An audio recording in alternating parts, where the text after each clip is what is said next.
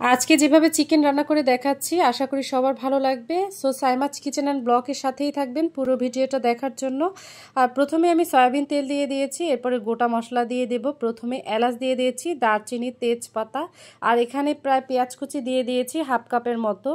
দিয়ে আমি কিছুক্ষণ নেড়ে নেব। আর এটা কিন্তু ব্রাউন কালার করব না, জাস্ট একটু ভেজে নিলেই হবে। এরপরে আমি রসুন বাটা দিয়ে দিয়েছি, আর চিকেনে কিন্তু রসুন বাটার পরিমাণটা একটু বেশি দিলে ভালোই লাগে। এরপরে আদা বাটা দিয়ে দিয়েছি প্রায় 2 টেবিল চামচের মতো। তারপরে এখানে আমি টমেটো পেস্ট করে রেখেছিলাম, টমেটোটাকে যে কাঁচা টমেটো আছে সেটাকে সিদ্ধ করে তারপরে ব্লেন্ড করে নিয়েছি। আর এখানে আমি 3 প্রকারের বাদাম বাটা দিয়ে দিয়েছি। আর এখানে কিন্তু কাজু বাদাম, পেস্তা বাদাম, চীনা বাদাম তিনটাই দিয়েছি। আপনারা এক প্রকারের বাদাম থাকলেও দিতে পারেন। আর এরপরে মশলাটাকে কিছুক্ষণ কষিয়ে নেওয়ার পরে এখানে গুঁড়া মশলা অ্যাড করছি। প্রথমে হলুদের গুঁড়া দিয়ে দিলাম 1 টেবিল চামচ, মরিচের গুঁড়া যার যার স্বাদ অনুযায়ী। এরপরে জিরার গুঁড়া দিয়েছি 1 টেবিল চামচের মতো, ধনিয়ার গুঁড়া 1 টেবিল চামচের মতো, স্বাদ মতো লবণ দিয়ে দিয়েছি। এরপরে মশলাটাকে আরও কিছুক্ষণ কষিয়ে নেব।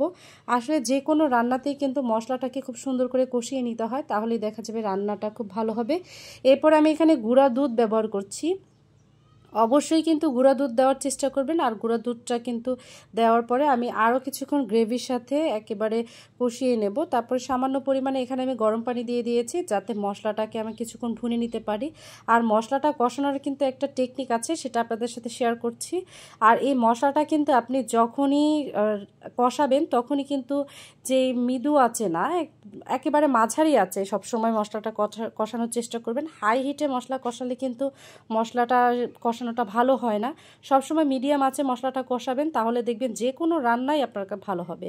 এরপরে মশলাটা কষিয়ে নিলাম, দেখুন গ্রেভিটা কত সুন্দর হয়েছে। এরপর চিকেনগুলো দিয়ে দিয়েছি। আমি চিকেনগুলোকে দিয়ে তারপরে কিছুক্ষণ কষিয়ে নেব। আর এই চিকেনগুলোকে একেবারে মাংসের সাথে বেশ কিছুটা সময় নিয়ে কষাবো, যাতে আমার 50% এই কষানোর মধ্যেই হয়ে যায়। এরপরে আমি এখানে চিকেনের মধ্যে একটু আলু দিয়ে দেব। আলুটাকে আমি এখানে জর্দার রং আর একটু লবণ দিয়ে আলাদাভাবে ভেজে নিয়েছি। আপনারা চাইলে হলুদের গুঁড়া দিয়েও ভেজে নিতে পারেন।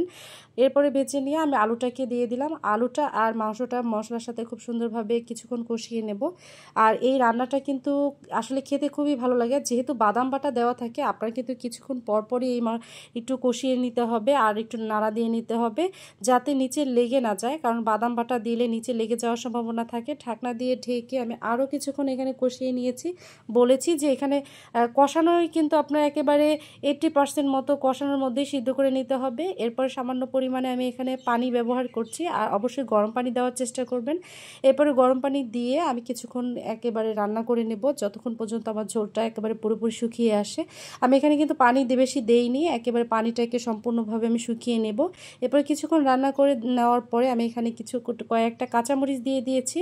আর কাঁচামরিচটা দিলে কিন্তু খুব সুন্দর একটা ফ্লেভার আসে, অবশ্যই কাঁচামরিচ দিবেন। আর কাঁচামরিচ দিয়ে আমি কিছুক্ষণ রান্না করে নেব। দেখেন বাদাম বাটা দেওয়ার কারণে কিন্তু নিচে লেগে যাচ্ছিল, বারবার কিন্তু আপনার নেড়েচেড়ে নিতে হবে। আর এই চিকেনটা দিয়ে ভাতটা খেতে মাশাআল্লাহ এত মজা হয়, আশা করি ট্রাই করে দেখবেন।